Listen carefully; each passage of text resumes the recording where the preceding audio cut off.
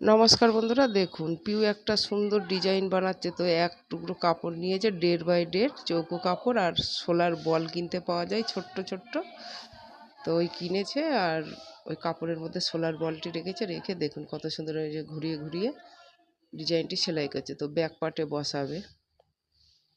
দেখুন কতগুলি বানিয়েছে, তারপরে দেখুন এইভাবে সেলাই করছে।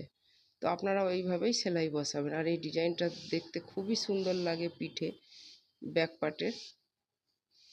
দেখুন এবারে এই যে এক্সট্রা কাপড়গুলি ছেটে নিচ্ছে। এগুলো আপনারা চাইলে আগেও ছেটে নিতে পারেন, কিন্তু এটা বসানোর পর ছাঁটলে বেশি ভালো হয়।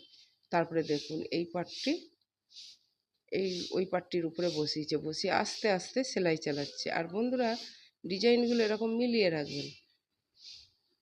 আর এইখানটা খুব সাবধানে আস্তে আস্তে সেলাই বসাবেন, আর নয়তো একটু কুঁচকে যায়।